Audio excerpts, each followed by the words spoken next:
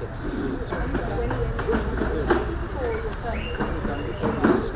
one thing I have no doubt about is that in Uganda here we have many talented people, young and old, who have failed to get opportunities to be developed. They have no support to use their talent. Support in terms of what you are providing now, in terms of the infrastructure, but also guidance on how to use their talent. But the talent is there, no doubt about it. In all fields of life, we are very talented people. My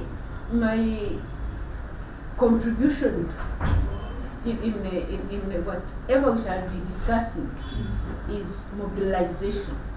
Mobilizing these young people who are talented in different skills, in different aspects of life.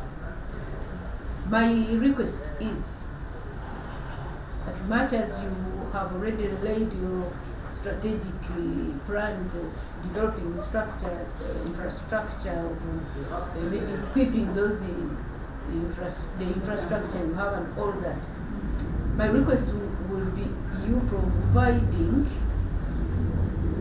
training. If it were possible, that training would be free. If it is possible. But if it's not, then you will guide me on how to mobilize those that can pay moderately the cheapest possible. Because we have many young people who have studied, who are talented, who are willing to work, but have no push and no guidance on where to go for them to earn and even using their skills. I believe that everyone that has gone up to university can have an area in BPO and now the global, now all this that is done. Even S6. They basically need upskilling, basically to show them the opportunities within the BPO environment, and then some few aspects like customer care, how you speak to a client, relationship management. That if within government we create that demand for BPOs, it means that we're going to outsource some of our functions, and these functions are going to be taken on by private companies. Private companies will employ more people to be able to do those jobs.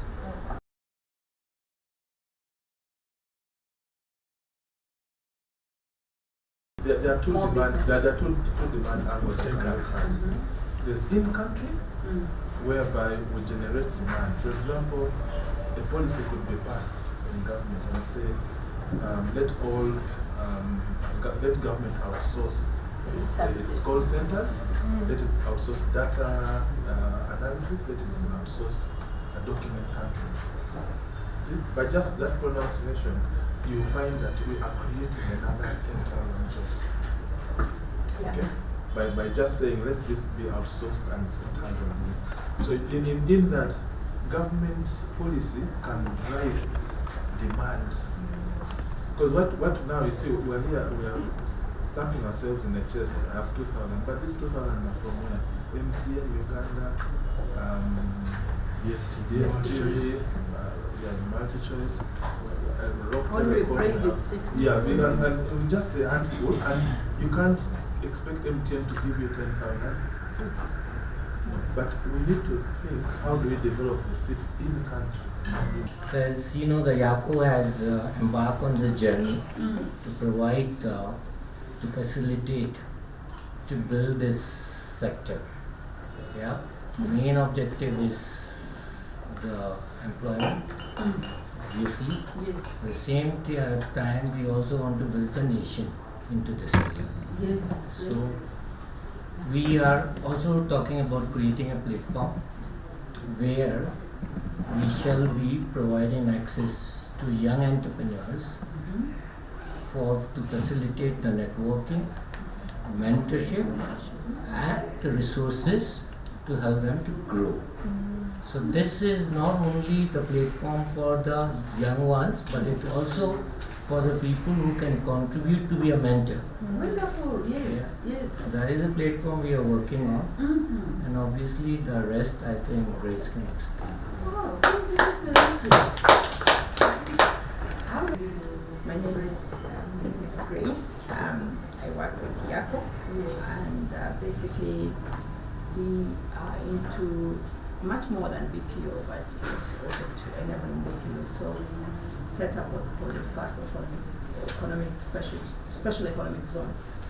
Yes, I heard about it, but I have not followed. So then, we have people who are trained, but they never experience to work with these technologies, and technology keeps changing.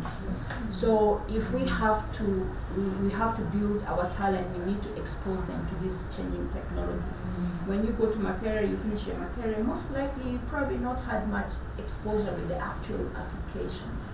So that is the additional training that they need to be able to know how to use the technologies that are in their hand. The good thing is now with the emerging technologies like AI, things are becoming a little bit much more easier. You don't need to be so technical. But in the past, you need to know how to do some software development and stuff like that for some of their work. So those are some of the things that which we need to upskill them, what we call upskilling. So you pick up someone from the university, then they need to be exposed to those actually practical projects that can help them to understand how it works. And that is what we want to do at Yako, give much more practical exposure. Before he wants to hire them, he wants some, for him he's not going to be interested in training, he wants to hire someone who can do the job. Who can deliver. Yeah. But he can add up on that as well. Okay.